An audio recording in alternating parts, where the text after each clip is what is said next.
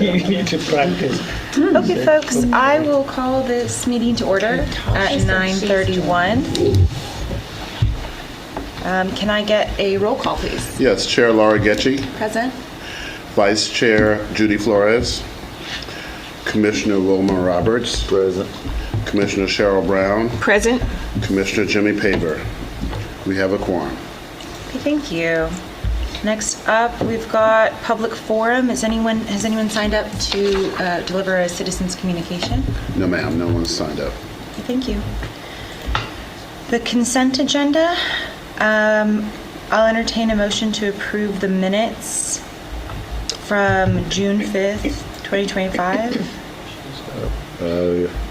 You want to approve the consent agenda and the minutes all together? Yes, I will entertain a motion to approve the entire consent agenda. Okay, I so move, Madam Chair. I second. All those in favor? Aye.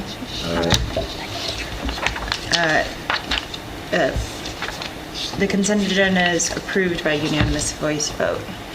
Moving on to our action item, we have resolution HATC 2025-09 to approve a home investment partnership program match funding cooperative agreement between Travis County and the Housing Authority of Travis County and other matters in connection therewith. Yes, as you all are aware, last year you had a presentation from Travis County, and they came back on last month, and you all approved the commitment to funding. So this is just formalizing that commitment in the form of an agreement that was drafted by the county attorney's office. I don't think Monique is on the line to speak, but you all are aware there's a down payment assistance program. The feedback was provided to them at the meeting and then subsequently about some of the terms relative to the down payment assistance program. We're hoping that maybe right now they're targeting 60 to 80% AMI, which obviously is kind of high for our population in terms of the target.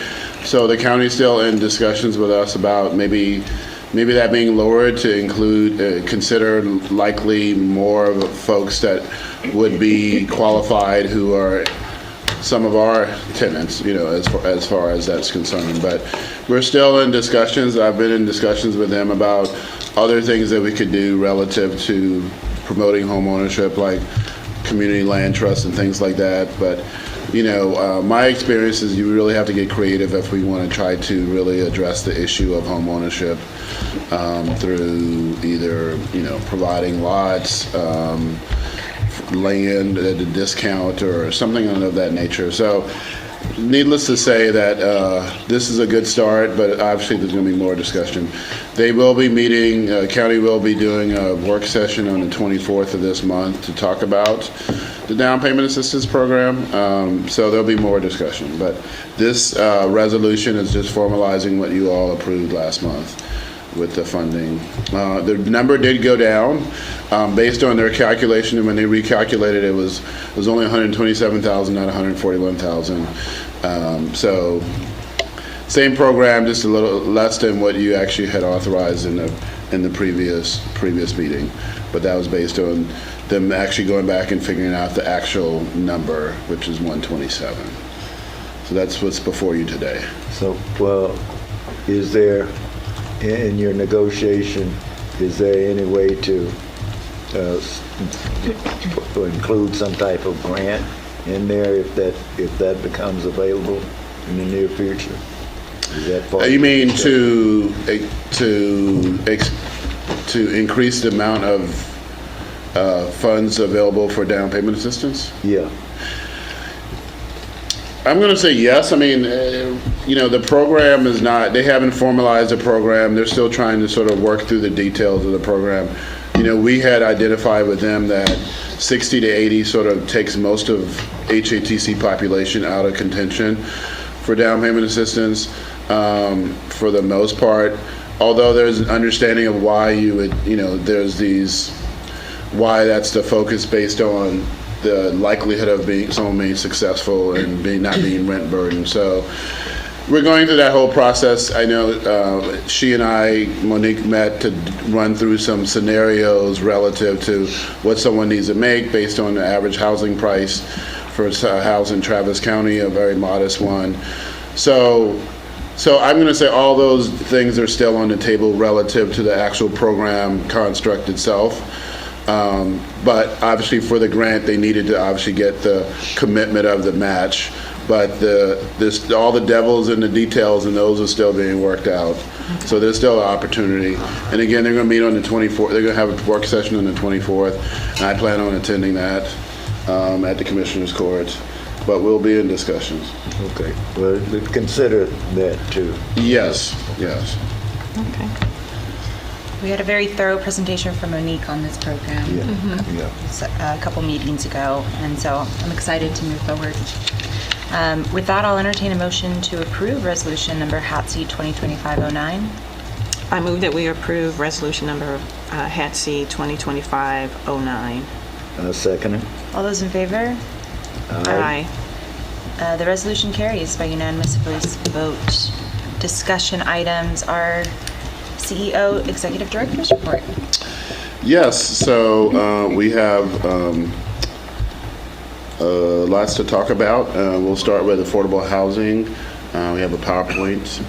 Carlos will be leading us through that discussion. Hi, good morning, y'all. I have Sharon as well as Christina. They'll be leading the first couple of slides throughout the properties just to give you guys a quick overview on what's going on. Sharon. Good morning, everyone. Morning. So we can start with Eastern Oaks, and this information is a little outdated, but we want to be able to give you current updates as of today. So some of the numbers that I'm going to talk about in terms of occupancy and delinquency could be different from this. So just keep that in mind. Eastern Oaks today is 100% occupied, and we are trending 97. The delinquency there is 9,107, and that is only tenant rent, as we always discuss here in the meetings. We do have 17 residents that have balances over 30 days, and 30-day notices were delivered on the 7th for those individuals.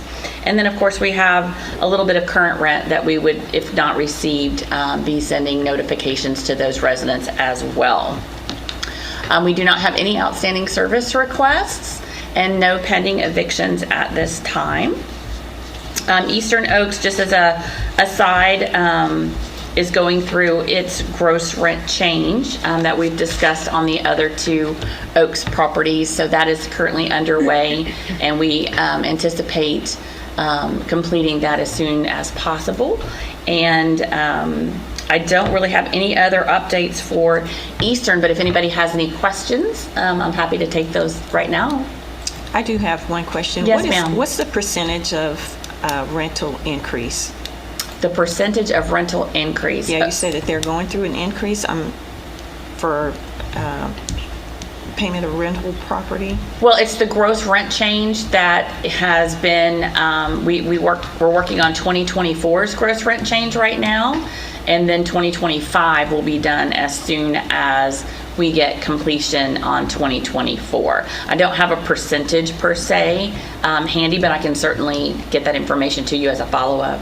Yeah, I'm just curious Okay. as to the swing, Sure. in the increase, what the tenants are going to be seeing. Do you have? Yeah, any I idea? could speak to that. So typically, HUD every year, because of inflation, allows for this adjustment factor, and it's usually somewhere between 1.9 and 2.5%. Okay.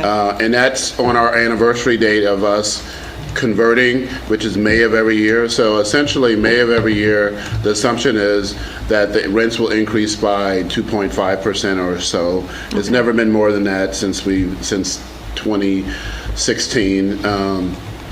Which also means we should get more subsidy because a percentage, obviously, of whatever that is, they don't pay is obviously being vouchered, right? So that's what they're making reference to, is this OCAF, operating cost adjustment factor, I think is what OCAF stands for. So that's what the change is. But again, it's been on average probably 2.5 at max as far as what we've seen, historically over the years. Okay. And we haven't seen any concern from any of the tenants with the increase? No, it's fairly nominal, and they get notified. I'm speaking obviously not being out of the property, so you might tell me otherwise. But generally speaking, they get notified in advance, at least 30 days in advance of such, and it's only at the time. It's not in arrears, so we're not going back. Yeah. You know what I mean? We're only going for current. So going forward, you'll know that the rent will be increased by that certain amount going forward. Okay. What's the estimated time frame for completing 2024 and then for 2025? Right. So for Eastern, our goal is at the end of July. It may go into August because this was property that was done a little bit later than Summit and Alexander, but those are our goals. Okay. Thank you. Thanks for explaining. You're welcome. Well, it's good. 100% occupancy. We'll see how long that Eastern lasts. is pretty stable and does a great job. I mean, the team there has the property looking great, and I spent all day there yesterday with Christina. So very stable little property. Okay, so Summit Oaks was 83% occupied, and it is today. I have the combined, and I apologize for not having the breakout of each. Summit and Alexander together are 91% occupied, trending 93, which is a little higher than what you would have seen here last week. However, Summit does have the vacancy. We filled several units at Alex. No, I'm sorry, I've got that reversed. So recently leased up some of the vacancy at Summit. So made some progress there just this week. So we're excited about that. So our goal is gonna be 100% at Summit as well for this month and then for the following month. Delinquency is and again, this is both, is 16,401. Current is 6,000, and then we do have some aged receivables there. So our goal is to, and we do have, I'll let you speak to this, if there is any eviction or pending potential evictions for either of the sites. For Summit Oaks, we are pending Popper's Appeal 1 and 2 future evictions that's not in process at the moment. That's for Summit, that's the only site that actually have current evictions in the way. And these evictions go far back, as we've been dealing with them since the beginning of the year. It just went to district court, so we're just awaiting legal to tell us the next step. Right. Okay. So It the looks good. majority of that delinquent comes from the one outstanding delinquents that now has been escalated to the district courts. Well, looks good. No outstanding service requests, so Right. that's good. I did have a question about the service request because I was finally able to pull up my notes. It seems that there's still some pest control issues at Eastern Oaks and Summit Oaks, and I think we spoke last time about y'all having a new contractor on board. And could you speak a little on, like, is that contractor working out? Are they getting a hold of the issue? What's going on? Yeah, so we have the same contractor on all of the properties, and he's addressing each property specifically. There are some properties that have more infestation issues than others. So I think for monitoring purposes, he has walked with the site staff so that everybody is in the units and aware. He is actually notating very well on his documentation after he treats if there are issues with housekeeping or resident, caused issues that create the infestation. So we're monitoring him very closely, especially knowing that we've had previous complaints of, higher than normal infestation. I know that we have made progress on Maynardtown based on the way that was started.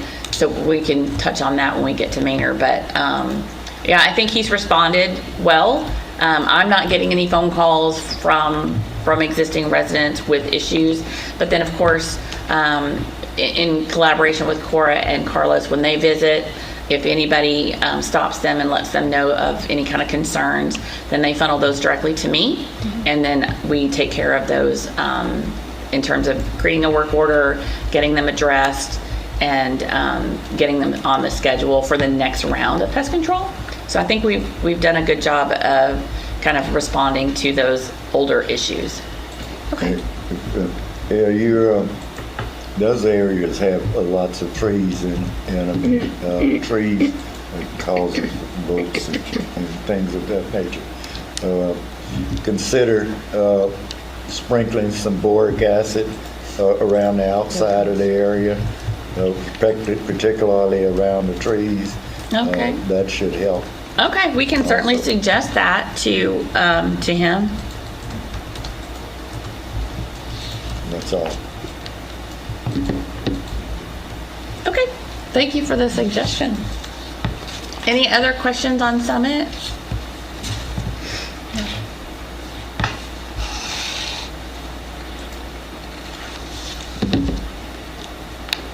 Okay, Alexander.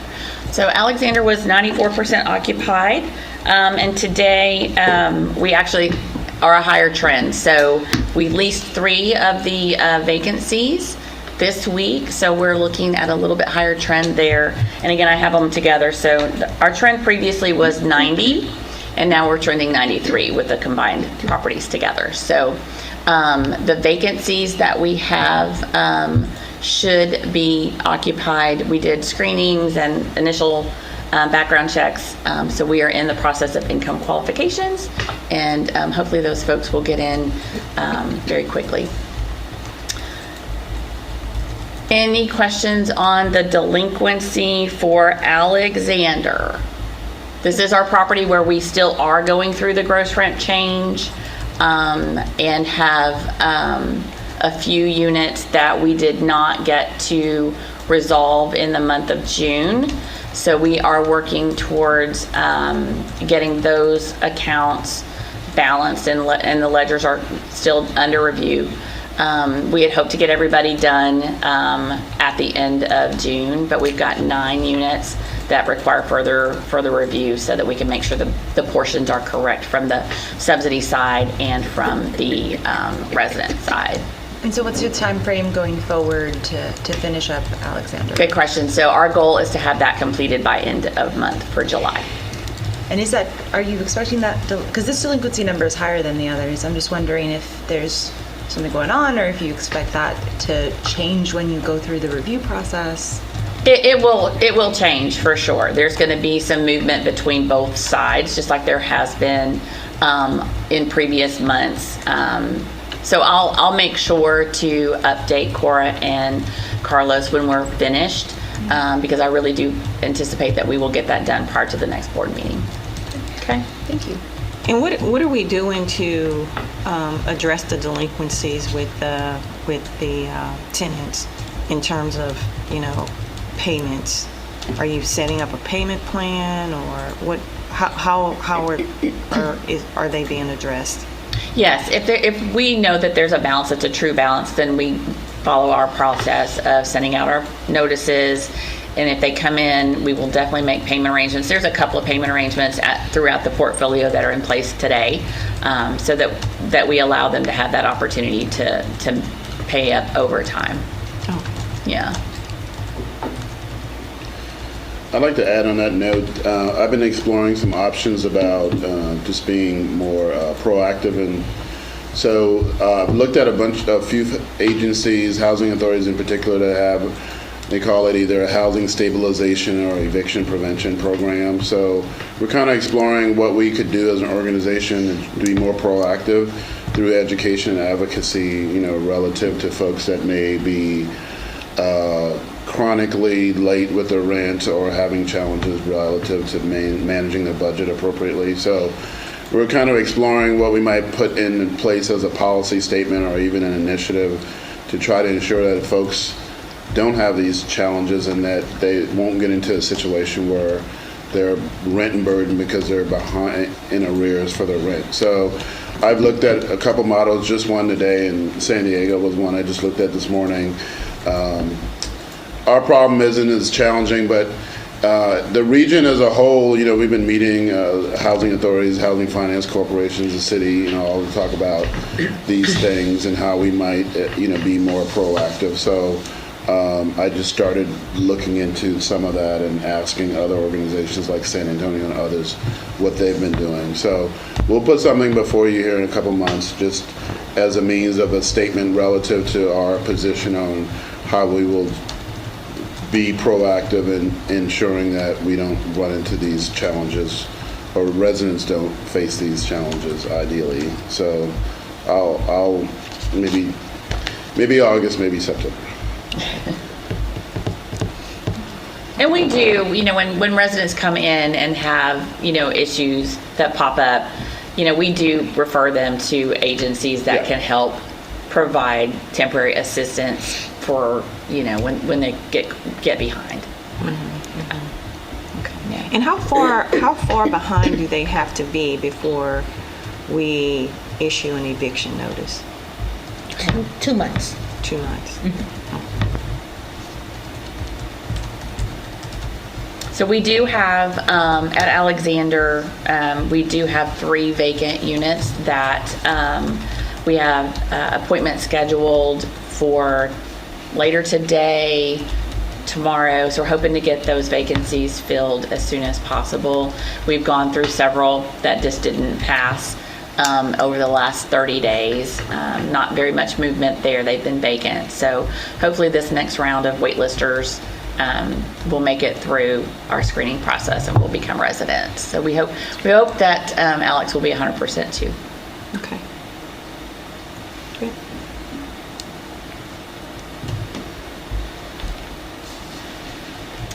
All right, Carson Creek. So this one has definitely really made some improvements here. So occupancy today is 69%, and we are actually trending 94%. Yes. Wow. All the units that have been turned back over to us from relocation in conjunction with Carlos's efforts have really been positive. The units look fantastic. Everybody that has moved in has been very happy, and we're very much looking forward to getting that property 100% occupied. So we put out yard signs, or she did, and leased them like that. All lawn. All leased. So So by next meeting, you should be 100%. yeah, It's fantastic. yes. Tell them about your family situation, the sister, brother. Oh yes, the first application that I showed the unit to, they loved it so much, their sister ended up leasing the same day. So now it's going to be brother and sister in the same duplex. So a lot of positive information coming from the prospects, and they're just super excited to come in. Normally they should be moving in by August to August 15th at the latest September. So we should be in good 100% next That's quarter. the goal. It's great to hear. Yeah, go ahead. And we're 0 delinquents as of right now. So we 0? finally moved forward with that lingering unit that was abandoned, and we moved them out.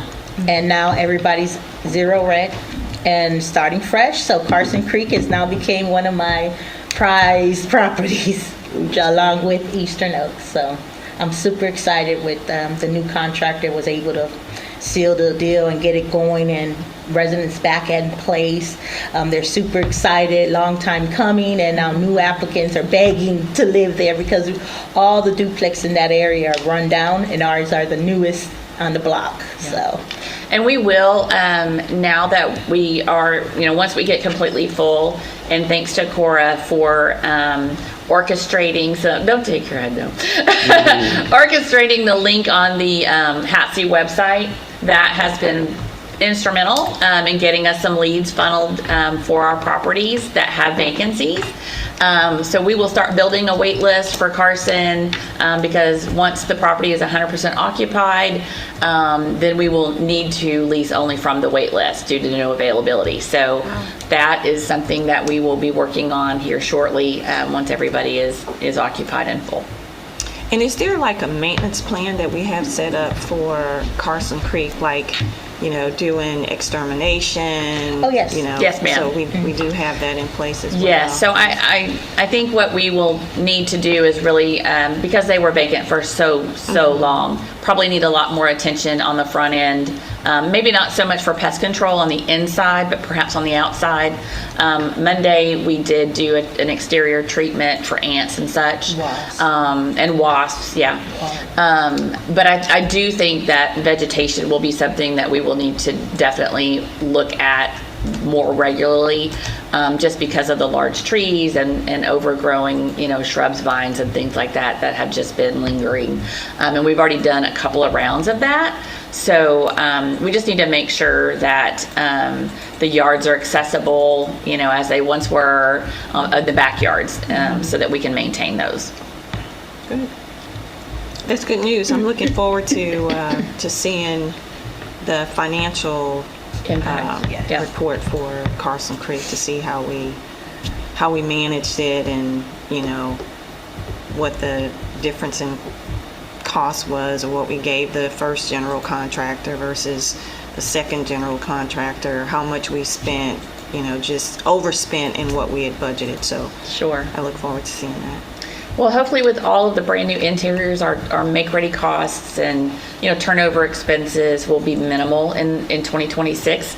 We're just about to kick off budget season for 2026. So hopefully it'll be a lesser year of operating expenses based on the brand new condition of the interiors. And I've actually seen them too.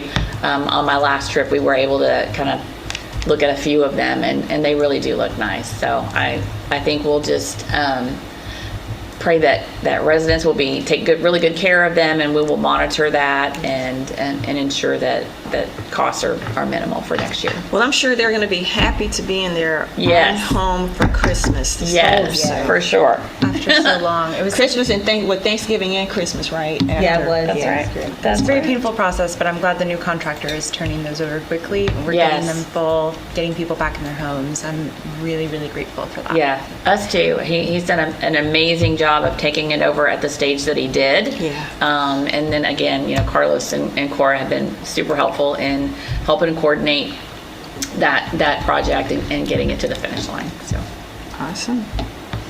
That's good news. I think just a point, I think it really underscores the fact that we need to ensure that it's a paradigm shift, right? Because there was not an investment for years in the property, and so as a result, I think everyone sort of settled with things being kind of the way they were. So housekeeping inspections weren't a major deal, right? And so now we're talking about having this intervention, making the investment, and now having an expectation on both sides that folks will handle the property in the way that they should, and then we make sure that we are following through with that consistently to make sure that we help them understand, what the value of the investment is, and I think that's going to change. Again, it's a paradigm shift, and I think that's where we are now, and that's where we're headed. We have to do better when we get gifts like that. We've gotten gifts on two particular deals, and we have to investigate and check them out and make sure that they're at the standards that we want them and keep them. We just can't accept it and not do anything about it. So let's plan in the future to do more investigating into the items as we get them, okay? Yeah, I don't know if we're getting any more gifts, but if we do, you get a gift like that, we'll make sure that there's funds set aside to take care of what's necessary. Well, Carson was kind of a gift, was it not? It was donated by Resolution Trust Yeah, Corporation. yeah. Yeah. Yeah, I don't anticipate We don't have to go down that road. But that is true. That's what I'm It just was a saying. gift. It was definitely a Let's just make gift. sure that we do our due diligence Yes. in the future. That we just don't just accept it. and Duly let it go. noted. Yeah. Yeah. I do have one question though. There was one of the units that had foundation problems. What did we do did we address that at all? We did, yes. What do We addressed the issues. Everything's stabilized now. We don't have any upcoming issues happening with that particular building itself. So I think going forward we should be good. But we'll be monitoring it in a sense where we'll get obviously feedback from the residents, right? Whether or not they're seeing maybe a slight change in their units or so, because that's what was happening in the past. Yeah, the soil out there is pretty poor. It shifts. Yeah, and one of the biggest reasons out there is, when it rains, there's a lot of erosion happening, especially with a creek being behind that particular building. And when it rises a little too high, then it starts happening. We're starting to see those results, yeah. Okay. Have we I was just curious. investigated and see, in light of that flood and Kerrville, how does that property sit in the? In the floodplain? Yeah. No, it's out of the floodplain, but yes, I mean, we've been looking into those things, and HUD office called, even though that's not a HUD property, and asked us about the condition. So we've been monitoring those things. How far is that creek from there? I can't tell exactly. I mean, For Carson Creek? yeah, it's about a couple hundred feet, I think. Yeah. Yeah, At most. we might want to look at putting a small wall along that creek that backs up to those properties. I think you have to be really careful with like how water drains, Yeah. because you add a wall and suddenly you make things worse. But if we could have like an engineer tell us how to protect the property, perhaps. Yeah, Yeah, we'll follow up. I mean, yeah, just do something of that nature. yeah. Okay, Okay. thank you. And thank you guys for the continued updates. It's been really good to see that. And please continue as we For get sure. the last remaining properties online. Definitely. Great work, guys. Thank you. Okay, so next is Maynardtown. And this is the property where we have transferred people from phase 1 to phase 2, and kind of not necessarily had the leasing velocity to fill back those vacant units. So we've been in conversations with Carlos and Cora over the last month about advertising and marketing. So I kind of wanted to talk about that. The property is 70% occupied today, so we had a move-in. We have 10 available units, and then 9 of those are ready. We have 1 that's pending a final clean, so we should have all the units ready and available. We do have 1 notice to vacate still, which is our final transfer from into phase 2. So in terms of marketing, we've been exploring a couple of opportunities. I chatted with the City of Manor, for lack of better words, permit guy for signage and banners and things like that to kind of get some activity at the site. The City of Manor does not allow for bandit signs, like the small yard signs like she used at Carson. They do allow banners. I have made a couple of attempts to follow up with him after my first phone call on Monday, and he's just not responded via email. So I think we just may need to just go up there and try to get the actual code, because he did verify that we could have banners either attached to the building or freestanding. There is a permit fee and a time period in which those can be out, and that's what I'm waiting to find out. So it just may be easier to go there to their offices and make that request so that we can make a decision and present, the cost of that. So I just don't want to buy anything that we can't put up. Right. So that's going to be our follow-up for them. And then, of course, we did make a suggestion to, based on the vacancy factor, to Cora and Carlos to have an ad on apartments.com. That is like the largest source of online advertising in the apartment industry. They are just everywhere, and I know that Manor is a small, suburb of Austin. But we have it actually at another senior property that's in my portfolio in the Dallas-Fort Worth area, and it's been our main source of traffic. It's also been our main source of leads and conversions to applicants since we started that. So our suggestion was maybe try it for 6 months for Manor, see how we do, and hopefully we'll get some leases from that source. The cost, I believe, is about $419 per month for a 6-month agreement. And then, and the property that I'm using it at in Dallas is, it's tax credit, and it does have a RAD layer to it, and it is age restricted as well on some of those units. Like all my RAD units are 55 and older. So it's something to consider. We haven't made a decision yet because we were hoping to get the information on the banners or bandit signs. So I think she's going to go up to Manor today in the afternoon to meet with an applicant. I don't want to speak for her to see if she has time to swing by their city offices, but if you do, that would be great, just to see if we can get that information back to Cora and back to Carlos. Let's see, any questions on Manor? We do have delinquency is 2,836 today, and that's mostly 206, which is our pending transfer from phase 1 to phase 2. So those amounts will be adjusted off once she moves out. And I think she was supposed to try to move out. This is our resident who has to have a landline for her home health, I guess, emergency service. And she was supposed to move out last week, but I don't believe she has yet. So that's something that Christine is going to check on when she's there today. Okay.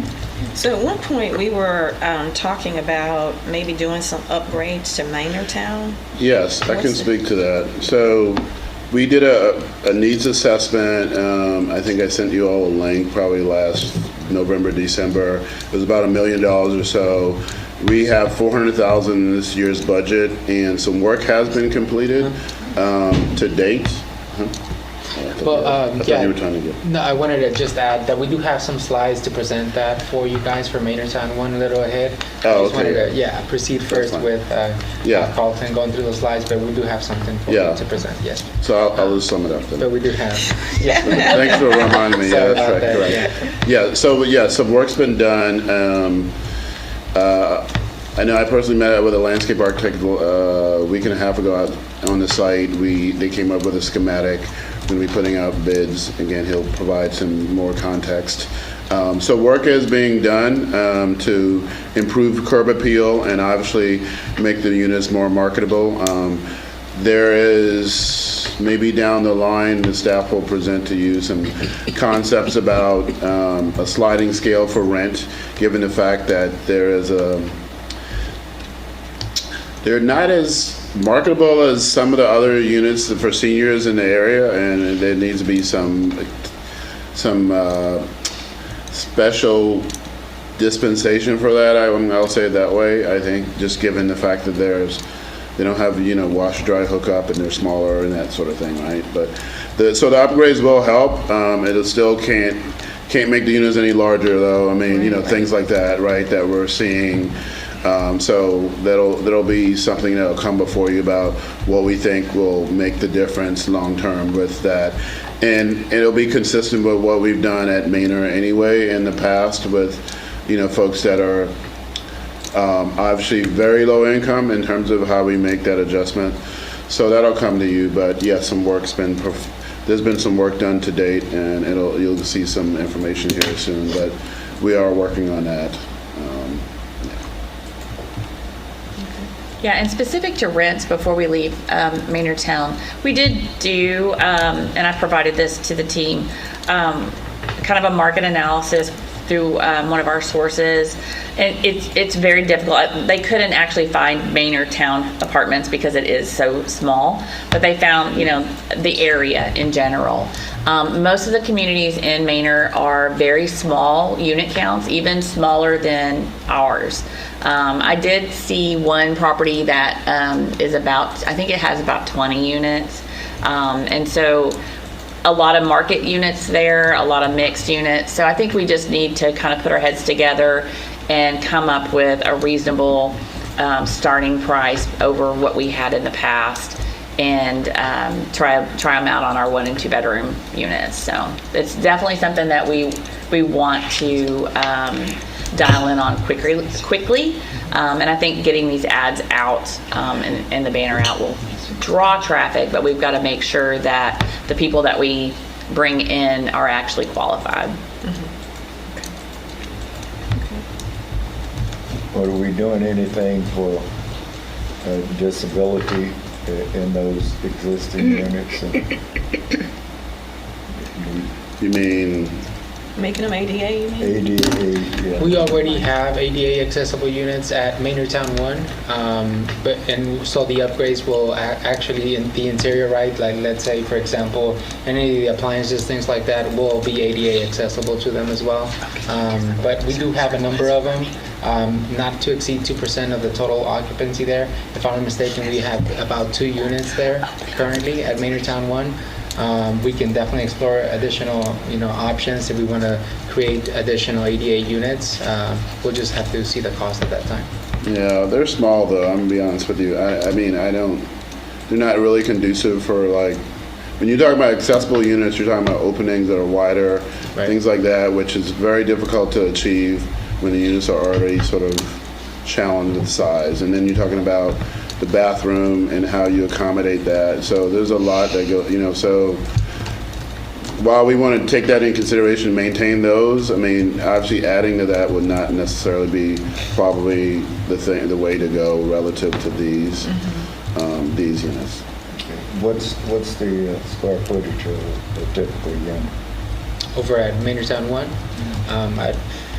give me a second, I have that.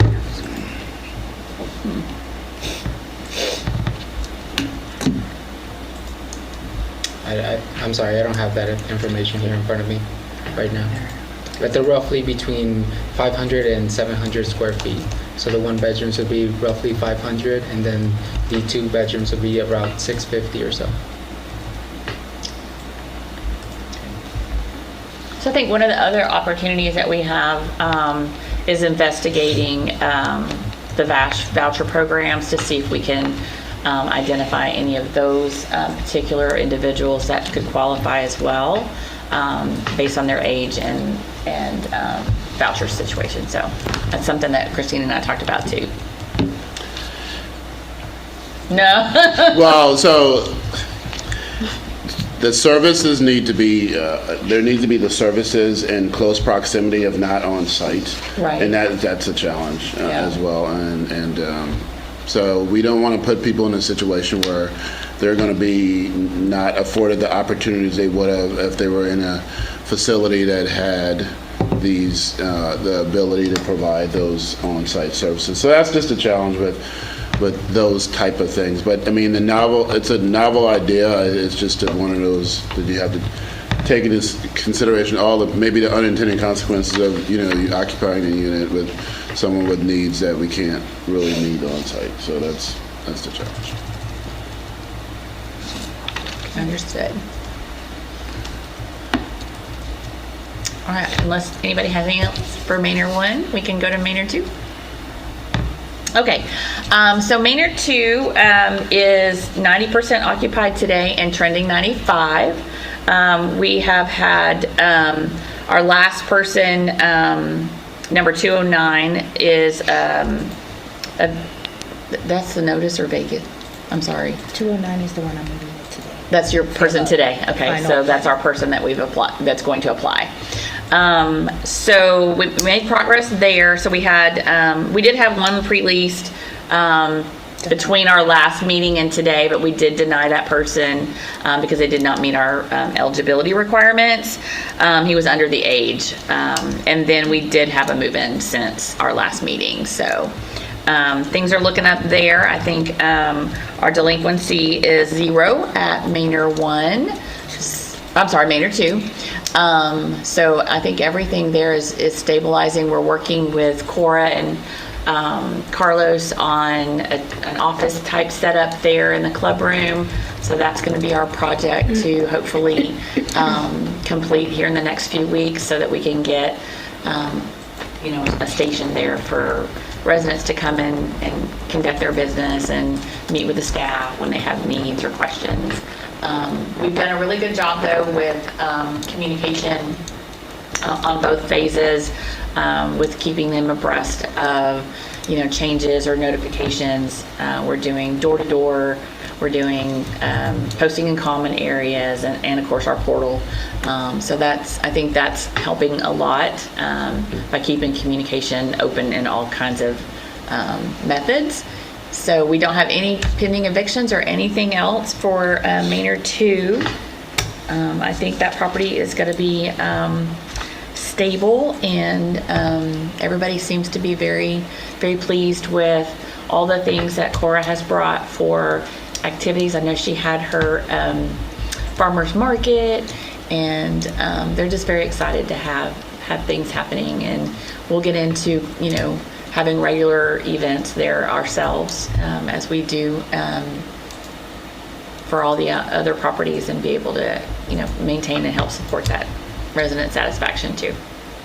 So let me make sure I understand. So you're saying that what we have here, the 6 out of 16 occupied units have delinquent accounts. You said that it's 0 now?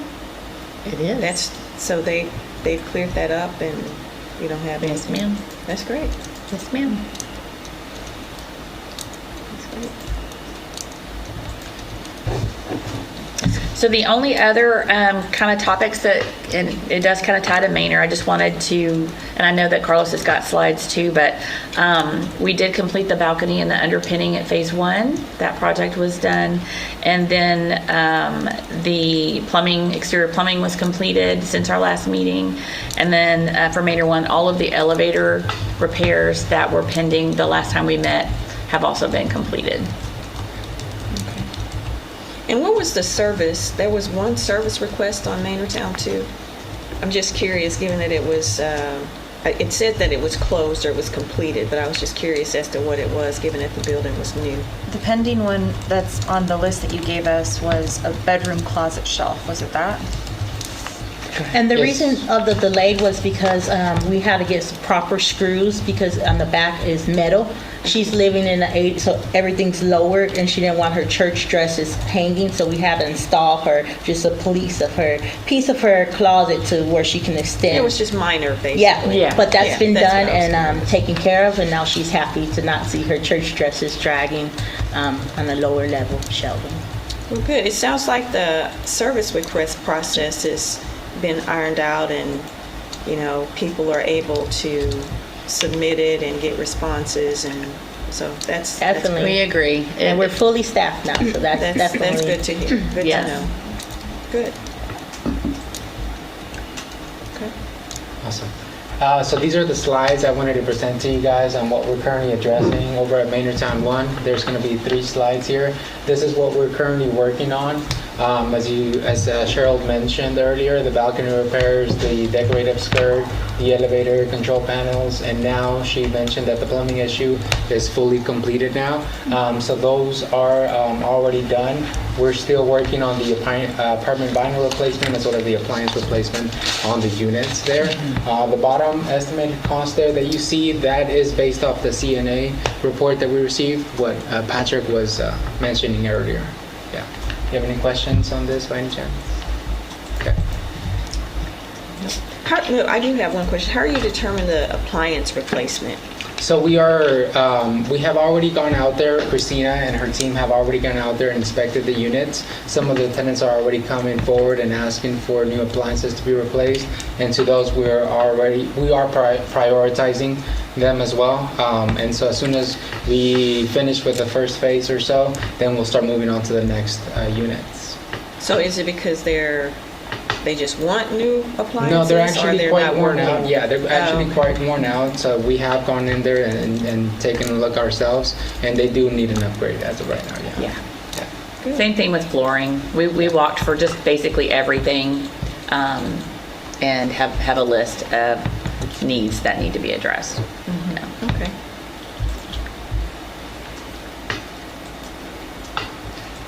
This is what we're projecting to complete by the end of this year. Those are the areas that we're going to focus on. And again, the estimated cost there is based off of the CNA report that we had previously received.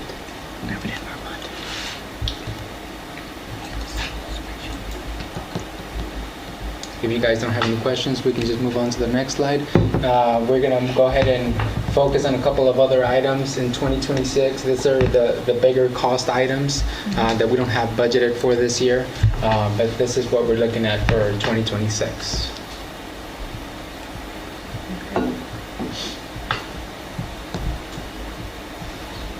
If no more questions, we can move on to Carson Creek Homes. I did want to provide you guys an update regarding construction there, or Carlos, let me just say one thing. So one of the things that we want to do too is help to unify the look of Maynardtown to look more like a campus. And so with the landscape architect, we talked about some unifying elements to sort of tie the two together, because, you know, right now Maynard feels like the stepchild of Maynard 2, right? And so obviously with the painting and other things, there'll be common elements in terms of the look and feel. The landscaping will be a similar plant material, things like that, to help it feel like, you know, it's you reach a destination. This is 1 and this is 2, and they have different elements that provide the means for folks, you know, maybe one's maybe a little bit discounted, as we talked about potentially, but it'll look more like a campus, you know what I mean, and with the same level of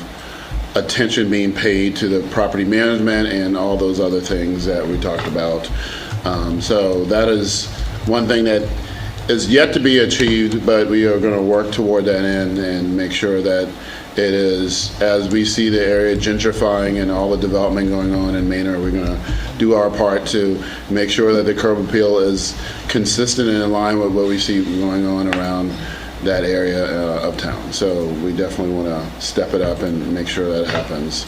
Right now, it feels like the back of the building is facing the major thoroughfare. You know what I mean? As if, you know, we don't want to talk to you. You know what I mean? That sort of thing. So we're going to work on. We can definitely work on that here in the future. So going back to Carson Creek, so we do have 7 buildings now that have passed final building inspection, pending 1. The last building has additional electrical issues, which the contractor and the subcontractors are now taking full charge of. Hopefully by tomorrow we'll schedule the final electrical inspection. Once that passes, we'll have new meters already installed and then call out for the final building inspection towards the end. We're hoping that we can get this particular building back online before the end of this month. We're pushing forward for it, although if just in case if it doesn't happen, we've already alerted the tenant and he is quite aware of what's going on. We do have our relocation specialist also looking out for other options if in case we were to linger into August. So we do have those available. We do have 3 buildings that tenants are already moved in, building 1410, 9500, as well as 9504.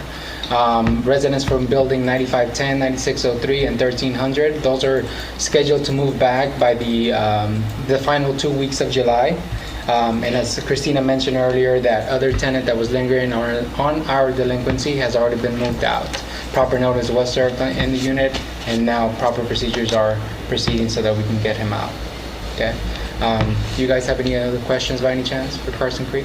How do you handle that abandonment? You have a note here that somebody just kind of vacated without notice. Proper notice? Yeah. So first we tried reaching out to either the tenant themselves, and if not, any emergency contact that they have available, just to make sure maybe they just left out of town or on vacation, whatever the reason may be, right? Just to confirm, if we cannot absolutely reach this particular person, we then obviously place what's called an abandonment notice inside the unit. We leave it there for about 3 days. Once those 3 days expire, then we proceed to moving them out of the system. They didn't get caught up in the ICE situation. Is there any way to investigate that? Well, actually, no. So he has contact with one of his cousins, and he left back himself to his country of origin. So, and he has actually yesterday they confirmed that he did actually abandon the unit, that he was not going to come back. Okay. Yep. So then that 9502 could be open to someone else that's That's right. interested in moving. And I already listed. Oh, you've already, okay, okay, wow. Done, okay. Somebody's blessing. Yeah.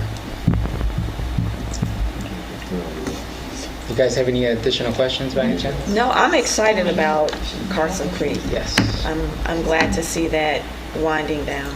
definitely. So it's been a journey. And then can we move to Maynard 2?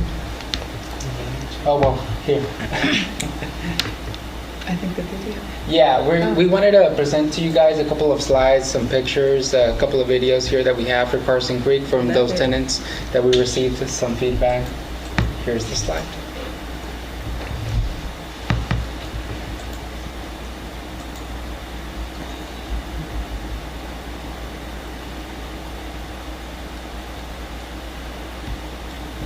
Wow. Here's how we prepped it, yeah.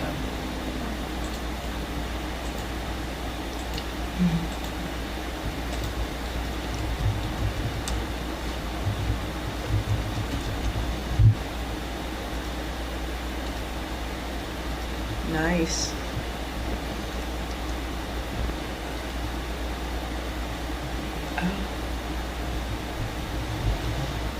Come on in, come on in. And check out my new improved home.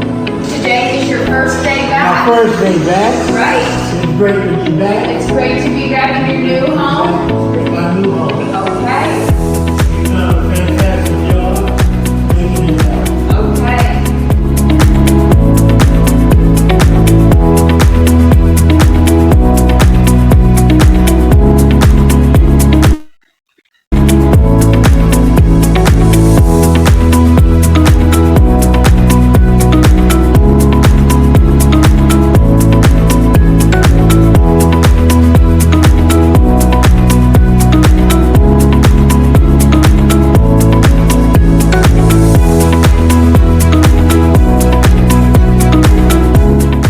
Mr. Schiller, what do you think about the unit itself?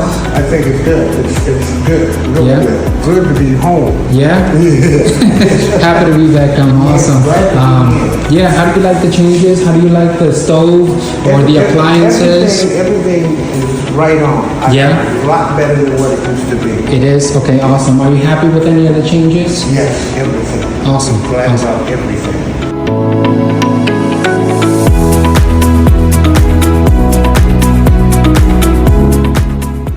Need to send that to Boston.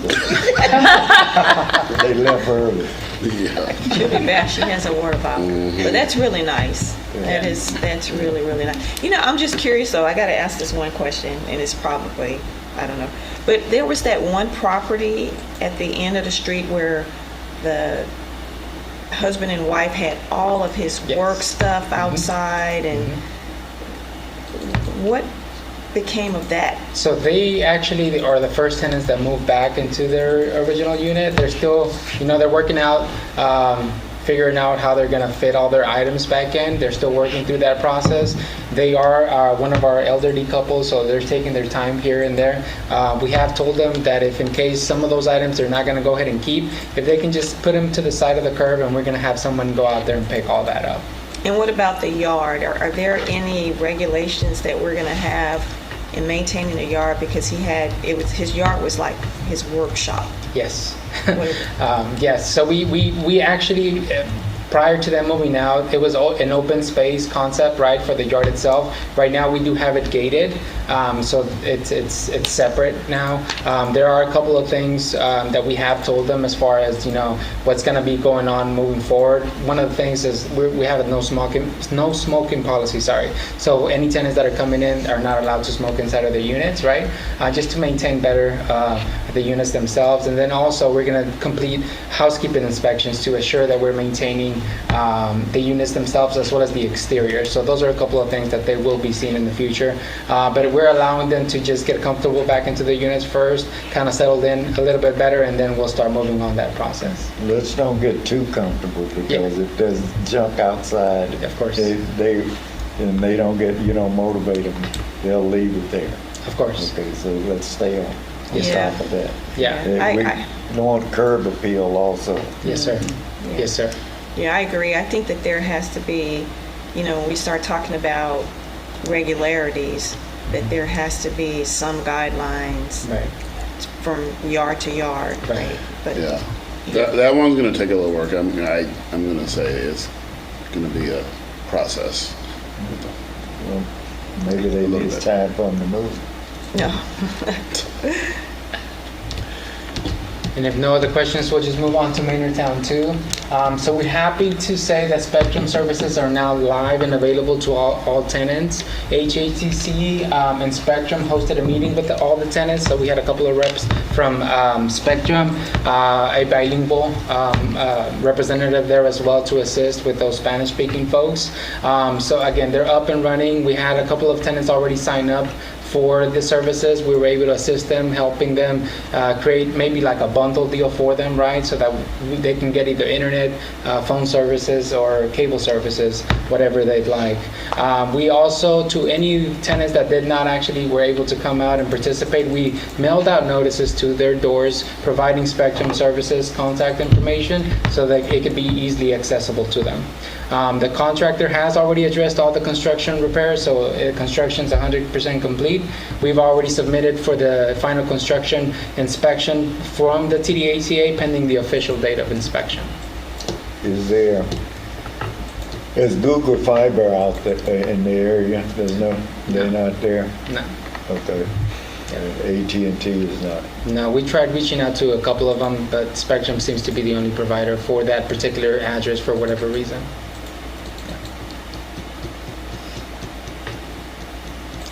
Okay.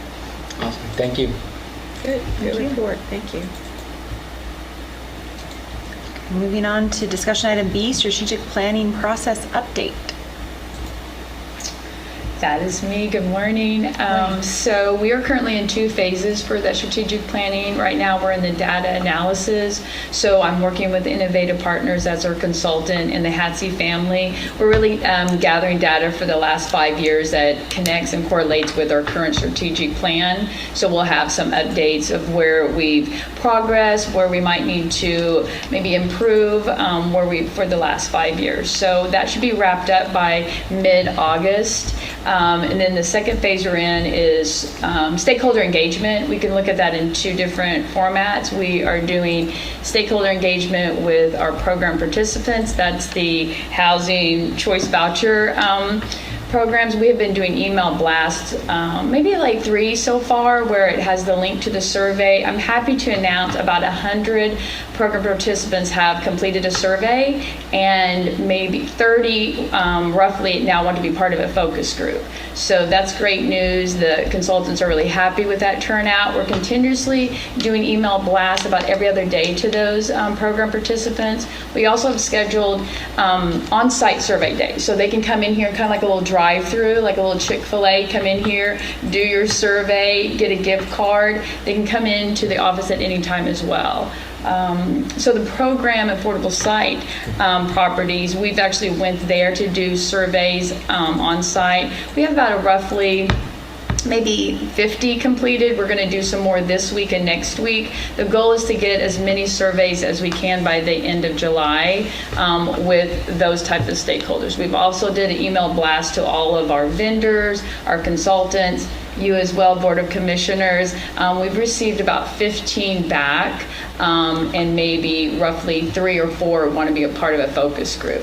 So the focus for July is just to continue to obtain stakeholder engagement, and then in August maybe compile all of that data together, and then we'll get a rough draft of what potential goals, tasks that we want to present for the new fiscal strategic plan.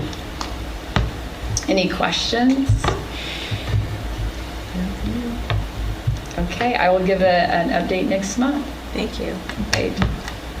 Just one quick, how many total out there? I know you got a percentage of them already, but what's the total number compared? Can you get a percentage of what you got back? For the program recipients? Yeah. We have nearly 900, 846, I think. Yeah, we have families, We have- not including the stakeholder groups, which is about That's 20. pretty good. That's And we 10%. have, so just from our program participant residents, we have roughly about 160 surveys back. Well, that's. Yeah, we have well, over that's more like 10%. It's 15%. pretty good. Okay. You're doing good. Yeah, in Okay. survey sample world, we're doing very good because normally it's Yeah, not you know, nearly that. typically on a survey, you get 1 or 2%. Oh, no, we're Yeah, doing no, well. we're over 10%. We're doing well.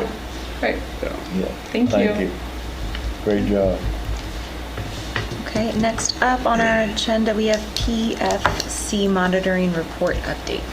Yeah, I know you all remember when UT Law School came and they talked about monitoring and concerns, right? And so we only had one property, that was the Tech Ridge, now called the Upland, and they did do their monitoring. They got their monitoring review, and there was some concerns that were being addressed, and I included those in the packet.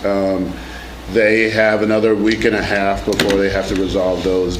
And someone was going to be online from Embry. I'm not sure if they're there, but either way, they're resolving that. We did have one other entity, one of the Citizen House properties, did have a small finding, and then they resolved it within a day. And I have that correspondence. So relative to monitoring reviews, we're doing fine as far as the PFCs.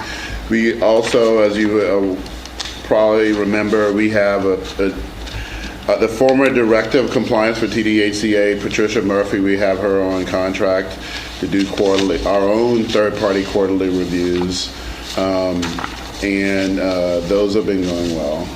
So we are being very proactive as it relates to that, because obviously the criticism is, not monitoring the properties, not making sure that those things are being done, and we are ahead of the game as it relates to that. So we're well on top of that. So that's the report as it relates to the monitoring reviews.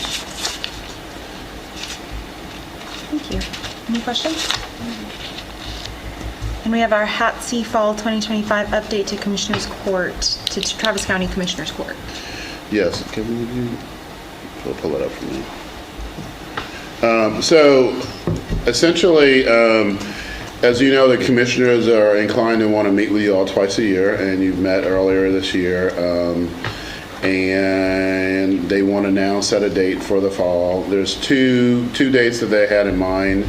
I'm so sorry, it's in the two dates are in the presentation. So I think it says 1:30 p.m. on Thursday, October 30th, or November 13th. That's correct, October 30th, November 13th. So they would like me to get them feedback on which dates you all prefer. I can do that now, or I can poll you to find out what you think is best in terms of the November dates. 13th or October 30th?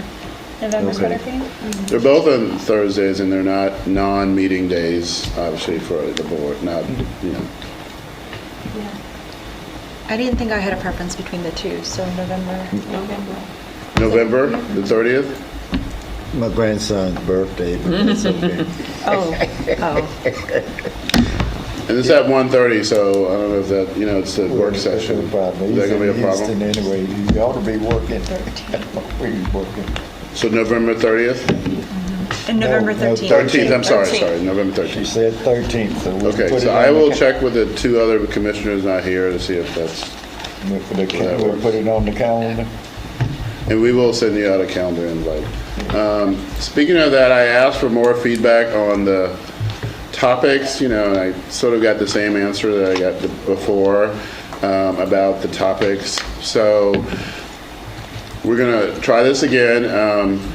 If you all are things that you have in particular in mind, you can send those to me, and we'll start formulating an outline in terms of what you want to highlight. And I can take some of that now, feedback, if you'd like. The one thing that I think is important that we highlight, because when the last meeting that we had,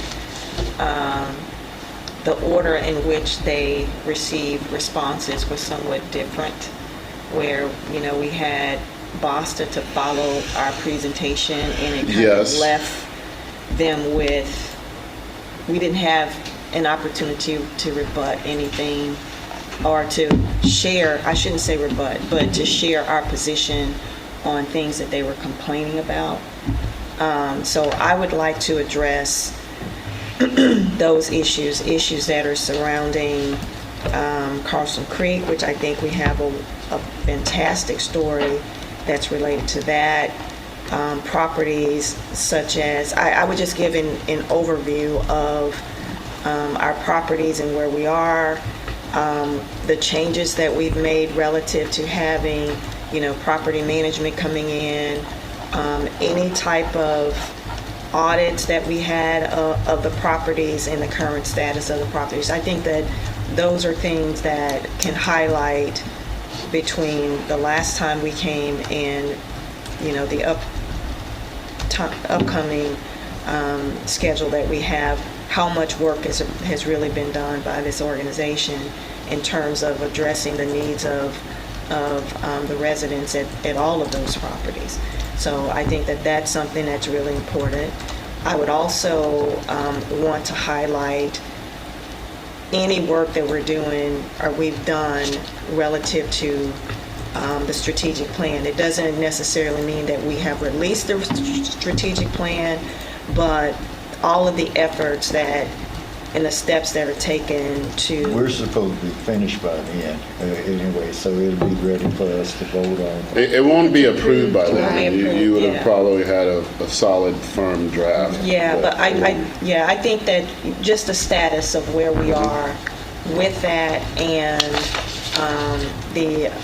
just in any information that we have that's associated with that. I think even just a basic outline of these are the things that we're looking at and the time frame and the coverage of it, right? I think that those things are, that would be really important for them. And then I think also relative to the properties with some of the information that Carlos has addressed already, which is, what are our plans for some of the properties in the upcoming year? And I wouldn't go beyond 2026, but I think just property improvements, what we're looking at specifically. I mean, Manor is like one of the hot areas that we have, so I think those are things that would be important, in my opinion, for them to know. And just for clarification, are you wanting me to ask them to do citizen communication first? I don't know that that's... I think that's how it was done the last couple Well, of times. to be honest, work sessions don't typically have citizen communication. That's... Well, for the sake of transparency and for the sake of allowing members of the community to speak, I would leave that open, because I think that it gives other organizations an opportunity to voice whatever they want to voice, right? So yes, I would like them to do inquire. that. And one of the other things that I hope that we can have is a representative from someone either from Manor Town 2 or from Carlson Creek to come and just share what their experience was. Of course, you got the video too. It's a 1 minute video pretty much. If you can't get anyone in person, but I would, if at all possible, I think an in-person speaker would carry more weight than a video. There were some questions sometimes last time on what properties were and weren't under our roof, and so It wasn't a question in my mind, but yeah, I'm just kidding. not from us. No, I some of the understand. commissioners were unclear on one of the properties and if it was our property or someone else's property. That's correct. So I think that maybe this time, starting with like a kind of an introduction to our properties, which one's a HUD property, the different programs at the different properties.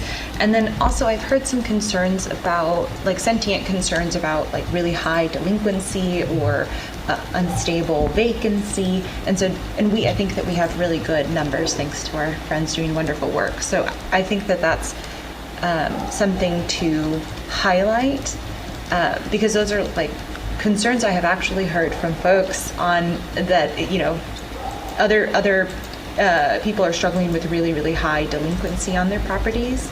And so to be able to communicate some of the data that we get every meeting, and then also on service requests. Okay. I think those are really good points to kind of introduce them to what life is, how things are going on the actual properties. So essentially the performance of the properties in terms of how they're, and that could be in graphic, that could be like a graph.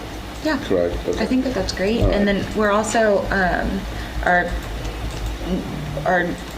the things that we're doing towards self-sufficiency, those kind of programs. Sure. I'm sure they're going to have heard about our partnership with Home. Mm-hmm. But just kind of a progress report as of. Okay. Maybe we can cut that down. I don't know. Just throwing out. I will work on putting together an outline and share that with you all. If you have something done on the eviction, a name change or whatever we decide and how we're approaching that, that would also be helpful in the sense at that time. Absolutely.